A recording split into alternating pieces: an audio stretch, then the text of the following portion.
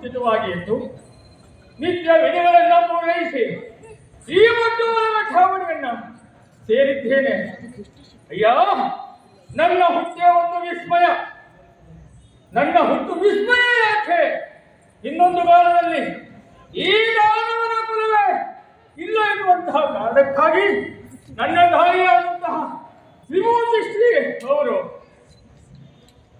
ಕಾಂತಾರದಲ್ಲಿ ತಪಸ್ಸನ್ನು ಆಚರಿಸುತ್ತಿರುವಂತಹ ಮಾಮದ ಎಂಬ ಯೋಗಿಯನ್ನ ಸಂದರ್ಶಿಸಿದಂತೆ ಹೋಗಿ ಪುತ್ರ ಭಿಕ್ಷೆಯನ್ನು ಬೇಡುವಂತೆ ನಮ್ಮ ಮಾನವ ಕುಲಕ್ಕಾಗಿ ನನಗೊಂದು ಪುತ್ರ ಭಿಕ್ಷೆಯನ್ನು ಕೊಡಿ ಎನ್ನುವುದಾಗಿ ಆ ಯೋಗಿಯು ತಪ್ಪ ಮಕ್ಕಳಾದಂತಹ ಸಂದರ್ಭದಲ್ಲಿ ಆಕೆಯ ಮಾತನ್ನು ಕೇಳಿಸಿಕೊಳ್ಳಲಿಲ್ಲ.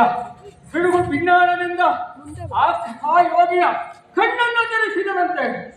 ಆವಾಗ ಎಲ್ಲಿಗೆ ಕಂಡಾದಂತಹ ಸಂದರ್ಭ ಎರಡು ಗಜಗಳು ರತಿಕ್ರೀಡೆಯಲ್ಲಿ ಕುಳಿತವಂತೆ. ಆ ಯೋಗಿಗೆ ಮನೋವಿಕಾಸವಾಗಿ ಆ ವಿಭೂತ ಸ್ತ್ರೀ ಮೇಲೆ ವ್ಯಾಮೋಹಕ್ಕೆ ಬರಲಾಗದಂತೆ ಇದೇ ಸಂದರ್ಭವನ್ನು ಕಾಯುತ್ತಿರುವಂತಹ ಆ ಸ್ತ್ರೀಯು ರಾಕ್ಷಸ ಸ್ತ್ರೀ ಆತನಲ್ಲಿ ಪುತ್ರ ಭಿಕ್ಷೆಯನ್ನು ಮಾಡಿದರಂತೆ. ಅದೇ ಸಂದರ್ಭದಲ್ಲಿ ಒಂದು ನಿಬಂಧನೆಯನ್ನು ಹಾಕಿದಂತೆ ಯೋಗಿ, ನಾನು ಕಣ್ಣು ತೆರೆದು ನೋಡುವ ಸಂದರ್ಭದಲ್ಲಿ ಎರಡು ಮನೆಗಳು ಕ್ರೀಡೆಯಲ್ಲಿದ್ದವು. ಆ ಸಂದರ್ಭವನ್ನು ನಿಲ್ಲಿಸಿಕೊಂಡು ನಾನು ಕೂಡ ಖಜನ ರೂಪದಲ್ಲೇ ನಿನ್ನನ್ನು ಸೇರುವುದಾದರೆ ನನ್ನದು ಒಪ್ಪಿಗೆ ಎನ್ನುವ ಹಾಗೆ. ಹಾಗಾಗಿ ಅದಕ್ಕೆ ಸಮ್ಮತಿಸಿದಂತಹ ಸ್ತ್ರೀಯು ಆ ಯೋಗಿಯೊಡನೆ ಸೇರಿದಳಂತೆ. ತತ್ಪರಿಣಾಮವಾಗಿ ಪುತ್ರನಪಹರಣವಾಯಿತು. ಆ ಪುತ್ರನು ಜನಿಸಿದ ನಂತರದಲ್ಲಿ ಯಾವ ಮುನಿಯು ಖಜನ ರೂಪದಲ್ಲಿ ಧರಿಸುವುದರಿಂದ ಆ ಪುತ್ರನು ಖಜರೂಪವನ್ನೇ ತಾಳಿದನಂತೆ. ಹಾಗಾಗಿ ಜನರೆಲ್ಲರೂ ಗಜಾಸುರ ಗಜಾಸುರ ಗಜಾಸುರ ಅಂತ ಕೊಂಡಾಡಿದರಂತೆ. ಹಾಗಾಗಿ ಈ ಶೋಣಿತಾಪುರಕ್ಕೆ ಗಜಾಸುರನಾಗಿ ಬಂದಿದ್ದ ಇದ್ದೇನೆ.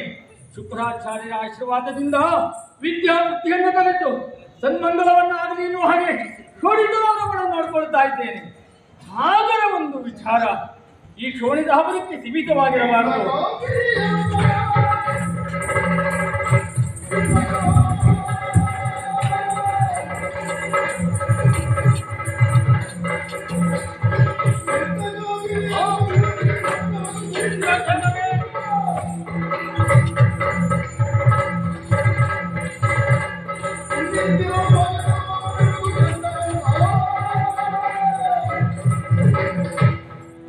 ಈ ಗಜಾಸುರನು ಶೋಣಿತಾಪುರಕ್ಕೆ ಮೀಸಲಾಗಿರಬಾರದು. ಹೌದು, ಅದೆಷ್ಟೋ ದಿನದಂತಹ ಕನಸು. ಈ ದಾನವರ ಕನಸು ರುಜುವಾಗ್ತಾ ಇದೆ. ಯಾಕೆ ಬಂದಿರ? ನಾಥವನ್ನು ಆಳಬೇಕೆನ್ನುವಂತಹ ಮಾದಾಸಿ ನಮಗೆ ಶೌರ್ಯವಂತರು ಧೀರವಂತರು ಆದರೂ ಕೂಡ ನಾಥ ಇದುವರೆಗೆ ನಮಗೆ ಸಿಕ್ಕಿದ್ದಿಲ್ಲ. ಕಾರಣ ಆ ಶ್ರೀಹರಿಯ ಕುತಂತ್ರದಿಂದ ನಾಥನ ಪಾಲಿಗೆ ದೊರಕಲಿಲ್ಲ. ನಮ್ಮ ರಾಕ್ಷಸ ಕುಲವೇ ಹಾಗೆ ಹುಟ್ಟಿದಾಷ್ಟ ಕಣವಾಗಿ ಯಾವುದೇ ಮಗುವಾಗಿದ್ರೂ ಕೂಡ ಮೇಲೆ ನೋಡ್ತಾವಂತೆ. ಕಾರಣ ನಮಗೆ ಯಾವಾಗ ನಾಥ ಸ್ವರ್ಗಿತ್ತು, ಸ್ವರ್ಗಲೋಕ ನಮಗೆ ಯಾವಾಗ ಸಿಕ್ಕಿತು ಎನ್ನುವ ಹಾಗೆ. ಹಾಗಾದರೆ ಹಿಂದೆ ಹೋದವರು ಯಾರು ಬರಲಿಲ್ಲ. ಕಾರಣ ಆ ದೇವೇಂದ್ರನ ಕುತಂತ್ರ, ಆ ಶ್ರೀಹರಿಯ ಕುತಂತ್ರ. ಹಾಗಾದ್ರೆ ಹೀಗೆ ನಮ್ಮ ತೋಳುಬಲ ದೇಹಬಲವಿದ್ದರೆ ಸಾಕಾಗುವುದಿಲ್ಲ. ಆ ದೇವೇಂದ್ರ ನಮ್ಮ ಮೂಲ ಫಲವನ್ನ ನಾಶ ಮಾಡಿದ ಹಗೆಯನ್ನು ತೀರಿಸಿಕೊಳ್ಳಬೇಕು. ಅದಕ್ಕಾಗಿ ಏನು ಮಾಡುವುದು ಶುಕ್ರಾಚಾರ್ಯರೇ? ಇದಕ್ಕೇನಾದರೂ ಪರಿಹಾರ ಉಂಟೆ? ಶುಕ್ರಾಚಾರ್ಯರೇ, ದೈತ್ಯವಾಗಿ ಚಂದಿರನಿಗೆ ಏನು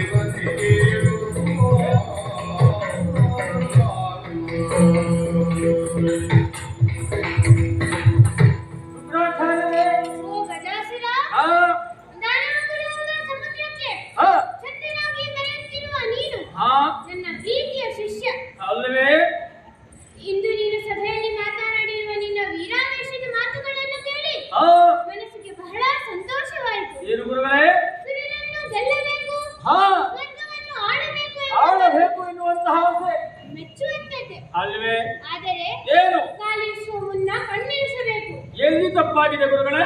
ದುಡುಕಿ ದಾಳಿ ಮಾಡಿದರೆ ನಿನ್ನ ಪೂರ್ವಜರಿಗೆ ಏನಾಗಿತ್ತು ಅದೇ ಸ್ಥಿತಿ ನಿನಗೂ ಆಗುವುದು. ಹಾಗಾದರೆ ಹಾಗೆ ಹೋಗ್ಲಿಕ್ಕೆ ಆಗುವುದಿಲ್ಲ. ಪರಿಹಾರೇನು? ಇರುಳು ಕಂಡ ಬಾವಿಯಲ್ಲಿ ಹಗಲು ಬಿದ್ದಂತಾಗುವುದು. ಅಲ್ಲವೇ ಗುರುಗಳೇ? ದೇವತೆಗಳೆಲ್ಲ ನಮ್ಮನ್ನು ಗೆಲ್ಲುವ ಕಾರಣ ಶ್ರೀಹರಿ ಅಲ್ಲವೇ? ಈಗಲೂ ಏನಾದರೂ ಕುಟಿಲ ತಂತ್ರವನ್ನು ಮಾಡಿ ನಮ್ಮನ್ನು ಸೋಲಿಸುತ್ತಾನೆ. ನಮ್ಮಲ್ಲಿ ಎಷ್ಟು ದೇಹ ಬಲವಿದ್ದರೂ ಪ್ರಯೋಜನವಾಗಲಿಲ್ಲ. ದೈವ ಬಲವಿಲ್ಲದಿದ್ದರೆ ಎಲ್ಲವೂ ವ್ಯರ್ಥವೇ. ಅಲ್ಲವೇ ಗುರುಗಳೇ? ಆದ್ದರಿಂದ ರಾಕ್ಷಸರನ್ನು ಕಾಯುವ ಭಕ್ತ ವತ್ಸಲ ಶಿವನನ್ನು ಒಲಿಸಿ ಸಾವೇ ಬರೆದಂತೆ ವನವನ್ನು ಪಡಿ.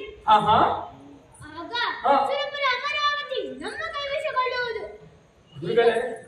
ಈಗ ತಡ ಮಾಡುವುದಲ್ಲ, ಗೋರಾರಣ್ಯಕ್ಕೆ ಹೋಗಿ ಶಿವನನ್ನು ಒಲಿಸಿ ವರವನ್ನು ಪಡೆದುಕೊಂಡು ಬಾ.